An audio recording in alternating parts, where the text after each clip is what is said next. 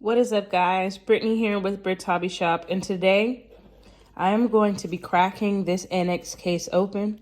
So if you take a close look, several months ago I sent some coins off to ANACS, and this is actually a 2017 P floating head penny. I don't know if you can see it. Let me zoom in. Floating head penny, and because certain coin grading companies don't recognize it yet, they literally just gave me like a mint state 63, and it says Philadelphia Mint, first use of PMM on cent. So yeah, not what I was looking for, but apparently the only company that actually recognizes it is ICG. Don't know a lot about them, but I know the top 3 companies that you want to grade with are PCGS, NGC, and ANACS. ANACS is the third choice. However, I am looking to get this coin in a holder, and because this is such a rare error, a lot of people have been selling these, and I even have it on here from a YouTuber I was following. He put it on his coin mats, and that's how I found out about it. And so ICG is the only company that I know of that has actually graded floating head pennies. So I'm gonna crack this open and resubmit it to ICG.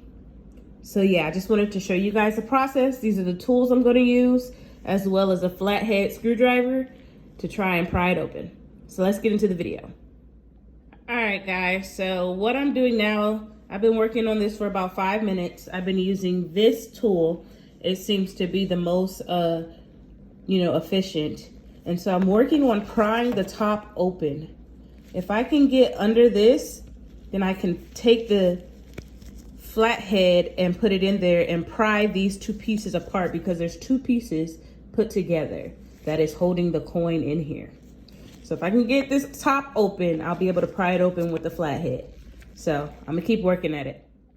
All right, guys, so literally 2 minutes later, I chipped a piece off the top, put the flathead in, this little flathead screwdriver in,